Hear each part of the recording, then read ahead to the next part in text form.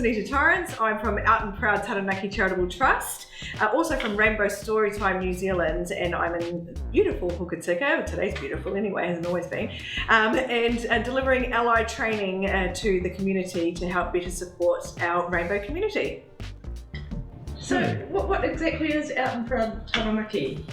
So Out and Proud Taranaki, basically I own a events and entertainment company in Taranaki called Flash Mob, and we have always been involved in doing all sorts of things, and we started doing the Rocky Horror Picture Show, and we realised, hey, there's a lot of the queer community that are coming along to this that I've never seen before. They're really appreciating that there's something that they feel comfortable coming to, and they're having a great old time. There's nothing ever going on for them. So then we went on to drag shows and burlesque shows, and then we decided, hey, we should put on a Pride Festival. There's never been one here in New Plymouth, so let's think about doing one. And in doing that, we created the charitable trust of Out and Proud Taranaki, and developed that festival. We do education, we do other events like youth balls for Rainbow Youth, and then we thought, okay, education's important. So Rainbow Storytime is something that's been really important for us to help kids who might feel a bit different to feel okay with being different.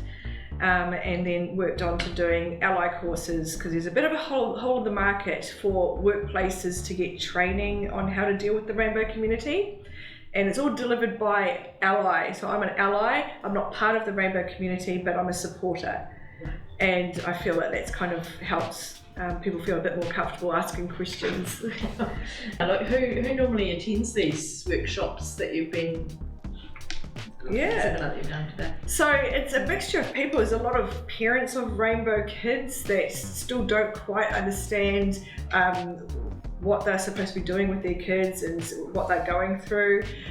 There's people that want to do youth work or to do stuff that supports the Rainbow community at large. And then workplaces. It's a lot of places that are open to communities, like libraries, art galleries, museums, council-owned things, and organisations that realise that they might have quite a clientele, and they want to make sure that they are doing right by them. Right, and so what is this clientele? What's LGBTQ? Yeah, so it's kind of called the alphabet soup, so LGBTQIA+. So that involves people who identify as being lesbian, gay, bisexual, transgender, Takatāpuhi, pansexual, intersex, and then pansexual as well, and there's plus there because things are always evolving. So it's really important that you've got room for adding more things into it. Just basically people who don't go with social norms of gender and sexuality. And there are quite a few of those in our community. Yeah, every community. You might or might not see them around, but they are everywhere. Have you seen much change in that community in recent years? Yes and no. There's always going to be the staunch, I'm against this group, who are not willing to get educated, who are not willing to change their ways of thinking. It could be culture, could be religion, could be upbringing, just their own personal values, and that's always going to be the way. Then there are other people who really do care, because really it's not about us.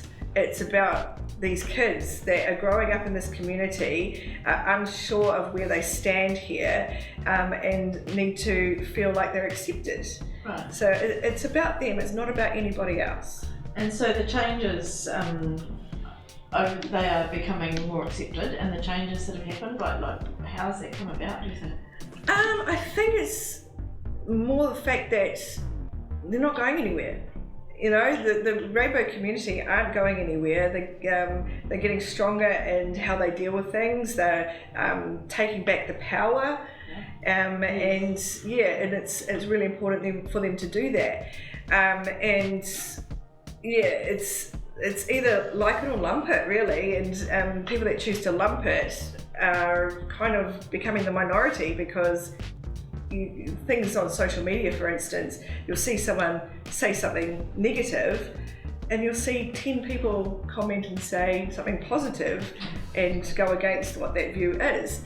And that's what I'm trying to create, is an ally army, I guess, who will come back and call people out for their behaviours and, you know, let them know it's inappropriate, and it's not going to be taken lightly. Can you tell us more about your alter ego, Coco? Oh, oh wait. So my alter ego is a drag queen named Coco Flash. She's a 70s disco diva inspired queen. She loves the colour of purple and lots of sequins and glitter, loves disco music, and she has evolved over the times, because my first sort of go at being in drag, I was an Amy Winehouse impersonator. And then she died and I had no more material left. So, so I had to find something else. So Coco Flash was born, and my drag sister and I, so Erick Flash, is a singing musical theatre drag queen. And so we live together, we do everything together, and we go around and just want to spread joy and kindness. And, you know, I'm a straight cis female who does drag. Erica is a gay male who does drag. Yes. So we've got quite a lot of experience and you know, with the community and how people perceive us. A lot of people do perceive that I am trans. I don't deny it. Yes. I'm not trans, but I don't deny it when people come up to me when I'm in drag, because if that's going to be your first interaction with a trans person, I want it to be a time of education and positivity. Good. Yeah. That's so good. Have you had challenges as a drag performer? Oh yeah. Yeah. Yeah, because of that perception of being trans and all that, it's yeah, there is those people that will yell at us on the street and, you know, yell out slurs to both of us.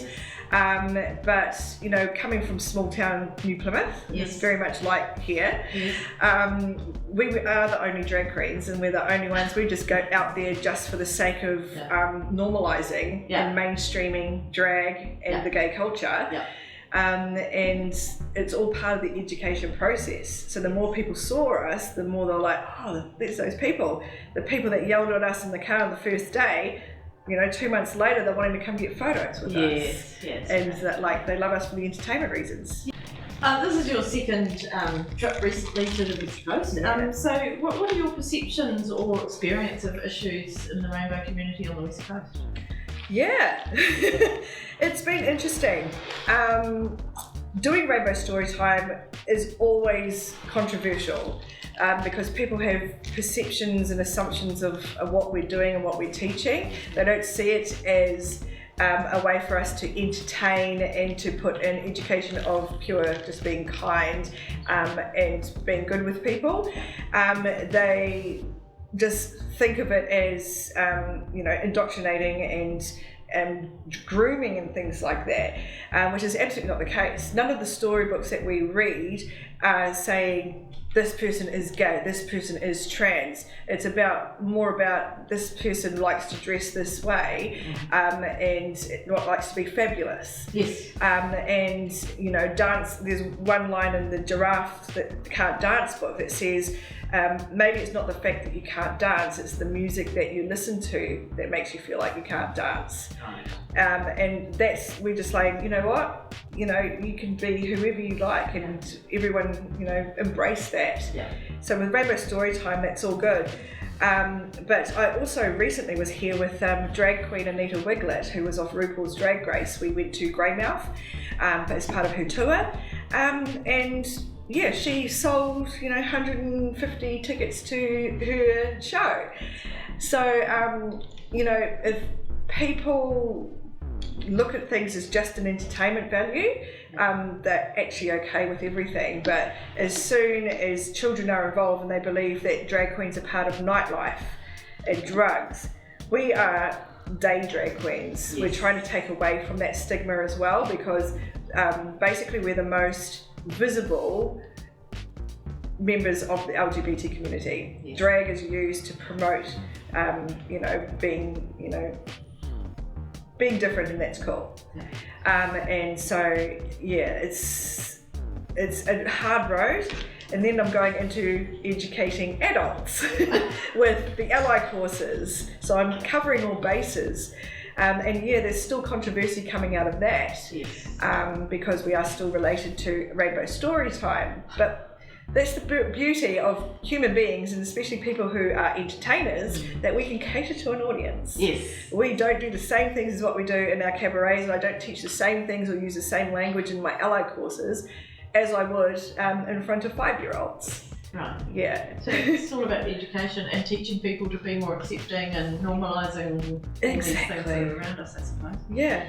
Can you suggest some positive strategies for helping people who are experiencing gender issues or confusion or anything like that? Talk.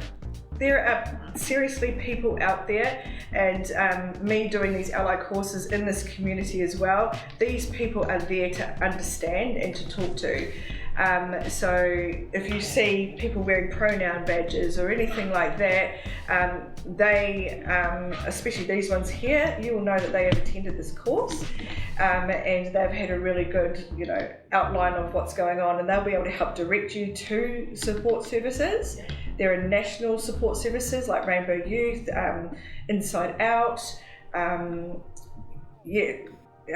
Outline. There are places where you can call if you want to, and there are community members who are out, proud, and they would like nothing more than to help other people out because they've been in your shoes. Sunita, thank you. It's been really enlightening being part of your course and just hearing the good work that you're doing to make people think a little wider out of their little blinkered views, and just to be more accepting, and just kindness is what you were talking about. That's what it's all about. Thank you so much. It's been my pleasure, and I thank everyone who comes along and wants to see change. Yeah.